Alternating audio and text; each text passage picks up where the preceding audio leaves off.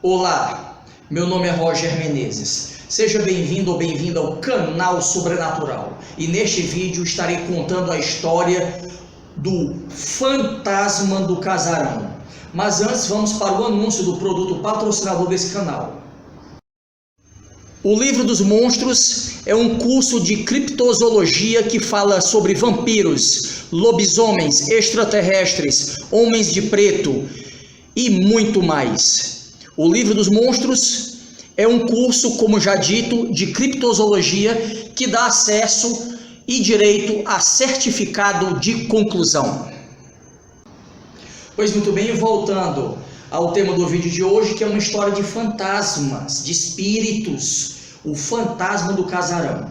Essa história me foi contada pelo senhor Francisco. O senhor Francisco, ele era um mestre de obras aqui do interior do estado do Ceará, e ele veio aqui para Fortaleza para fazer uma obra aqui do lado do meu escritório, certo? Do lado do meu escritório, fazer um segundo andar em uma residência. E bom, quando eu chegava no final do expediente, eu baixava as portas aqui do meu escritório, fechava as portas e ia lá para a obra, pois ele dormia na própria obra, na própria residência que ele estava reformando. E eu escutava as histórias sobrenaturais dele. Ele, o filho dele, os companheiros lá do interior, que ele administrava ali a obra, né? O filho dele era pedreiro e tinha uns companheiros de trabalho, enfim, a gente ficava conversando depois do jantar. Então ele me contou essa história, quando ele foi fazer uma pintura de um casarão.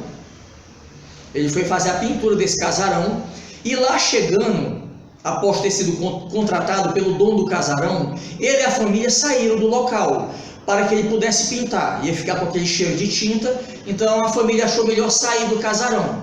Então lá ficou apenas o caseiro. O caseiro recebeu o senhor Francisco e ele teria que ficar lá no fim de semana, dormir o fim de semana no casarão, porque na segunda-feira ia chegar a equipe dele de trabalho, de reforma, de pintura. Então ele chegou lá, foi recebido pelo caseiro. Aí o caseiro perguntou se ele não queria dormir com ele. A casa era pequena, mas ele avisava: olha, nesse casarão tem um espírito que assombra. Tem certeza que não quer dormir comigo na casinha?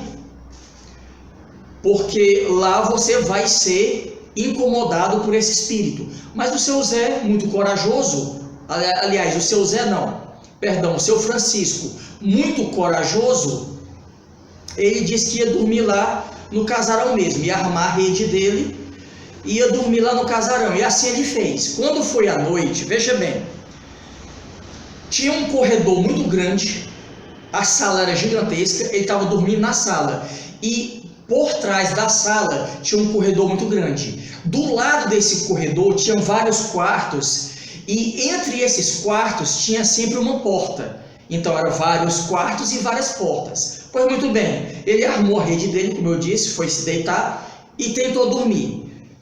À meia-noite o espírito apareceu. Veja bem, ele entrava pela primeira porta do quarto, ele abria a porta e batia. Ele ia para a porta, para outra porta que dava divisão, que dava separação para o outro quarto, ele abria essa porta e batia. Então ele ia para outra porta, abria e batia. Então o espírito, ele ficou fazendo isso em todos os quartos que ele entrava. Ele abria a porta e batia com toda a força. E o seu Francisco ouvindo tudo. Então o espírito, ele fazia todo esse trajeto. Ele vinha pelo corredor e saltava sobre a viga. Tinha uma viga acima de onde estava dormindo o seu Francisco. Essa viga, quando o espírito caía nela, ou pousava nela, ou não sei nem qual o nome que eu diga, quando ele pulava sobre essa viga, o peso do espírito era tão grande, que a viga, ela rangia, ela quase que cedia do peso do espírito, que era pesado demais, apesar de ser um espírito. Então ele pulava, caía no chão, o estrondo era enorme, que fazia no chão. Então ele fazia todo aquele percurso, abria a porta do primeiro quarto para o segundo e batia, abria a porta do segundo quarto e batia, abria a porta do terceiro quarto e batia. E ele fez isso quase toda a madrugada.